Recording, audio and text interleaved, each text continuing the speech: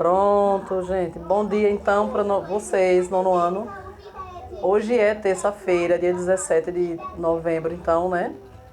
E estamos em mais uma aula de história e nós vamos continuar com aquela sessão de atividades do capítulo 11. A gente finaliza, então, toda essa sessão para a gente começar o capítulo 12, que vai ser o último capítulo para a nossa última unidade também, tá bom? Então, eu vou tirar meus óculos aqui para a gente... eu não preciso para ler assim para perto, só para longe mesmo. Bom, enfim, a gente ficou na questão, para continuar a partir da questão 6.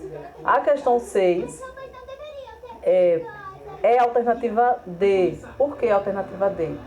Porque a questão 6 vai pedir para você marcar correta sobre a Constituição Cidadã. O que a D diz? Caracterizou o racismo como crime inafiançável, certo? Então é a D.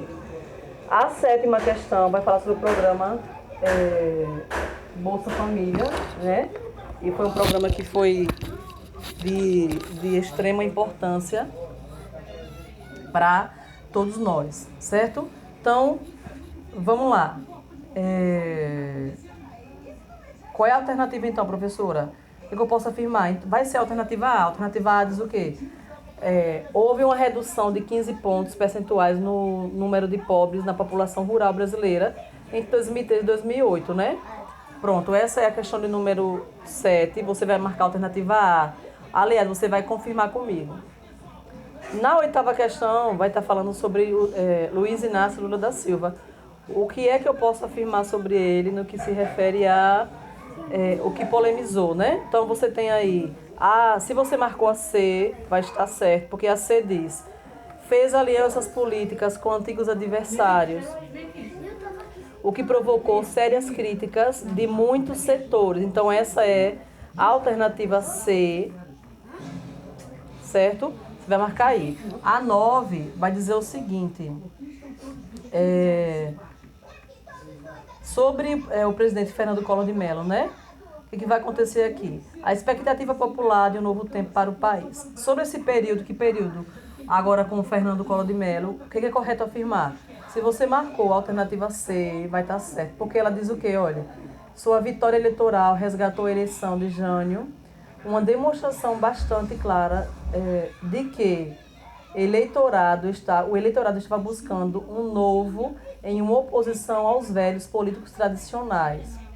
Lembrando que Fernando Collor de Mello era aquele candidato alagoano, muito jovem, rico, muito inteligente, e que era o símbolo de força, de nova era, um novo governante, e ele era conhecido como o caçador dos marajás, certo? Bom, a 10 é sobre a questão ainda sobre a fase de governos civis, a abertura política, né? O que eu posso marcar? Qual é que é correta aí?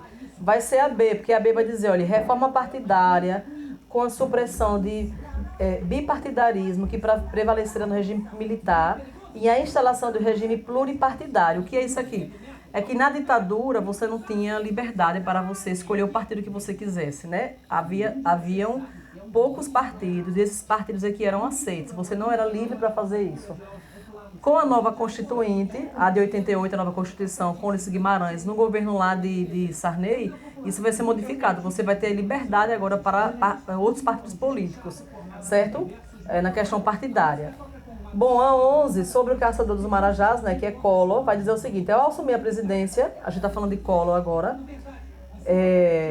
ele anunciou medidas de cunho econômico tais como... Quais foram as medidas? Lembrando que Collor de Mello pensava no neoliberalismo, né? Coloque o Estado fora, porque se o Estado é ele quem interfere, é ele quem monopoliza a economia, então não tem como o país crescer. Então ele pensou em fora, nas empresas estrangeiras.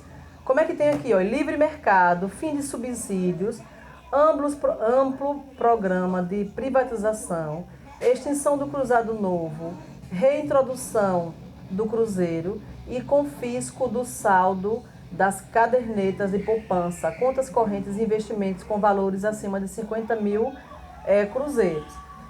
Leia lá o enunciado para você entender. Olha, Fernando Collor de Mello foi o primeiro presidente eleito após o período da ditadura militar. Sua trajetória política se deu em Alagoas, onde era conhecido como um caçador dos marajás. Ao assumir a presidência, né, ele tomou algumas iniciativas. É a B, por quê? Porque, de fato, esse livre mercado, né, quando ele pensa assim em inibir um pouco o mercado, então ele deixa as empresas ou comércio livre para investir lá fora, né? Entre aspas, porque depois as empresas nacionais vão ter problemas que elas não vão poder concorrer com as estrangeiras, certo? Mas é a alternativa B.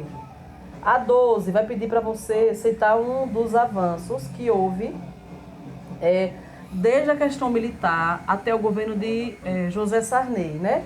Então, na questão anterior, na 10ª, eu falei um pouco sobre isso. Porque, olha, com a nova Constituinte, é o que a questão diz aqui, a 12 diz assim, e a adoção de medidas que garantissem liberdades civis após 2 décadas de governos militares. Sem dúvida, nessa última questão, houve dois grandes avanços, alguns avanços, né? Então, por exemplo, qual é o avanço que vai acontecer após a Constituinte? O primeiro avanço é a liberdade para você escolher partidos políticos, né? Agora vai ter mais partidos políticos, certo? E a outra coisa, por exemplo, também a questão de eleição para presidente. José Sarney, a partir dele, então, ele não aconteceu como aconteceu com Collor, né? Que é a questão da votação. Mas assim, com José Sarney, ele vai então trazer a questão da eleição. Você vai poder escolher o presidente. Por que, professora, Sarney não foi através de votação? Porque ele era o vice de Tancredo. Tancredo morre, então quem vai assumir é ele. Certo? Então aqui na A, da 12 vai ficar assim. A liberdade para você escolher partido, participar de partidos, havia mais partidos. E agora a eleição para presidente, né? Certo? Então seriam 2 grandes avanços. A B da 12 ainda diz assim, identifique um fato político que demonstrou o apoio da população ao governo ao novo governo. Assim, olha, o que aconteceu? A partir disso, o Sarney, ele propôs ao povo que fiscalizasse a partir de agora o que estava acontecendo com a economia brasileira, certo? Então agora os fiscais serão vocês. Então ele chama o povo para essa fiscalização e o povo concorda e assume. Então o povo vai passar então agora a fiscalizar de fato a economia. Então, o que você vai fazer aí? Você vai escrever então aí, só um instantinho aqui, viu, para eu me ambientar. Pronto, aqui, questão 12B. Você vai colocar que foi a questão da fiscalização da economia.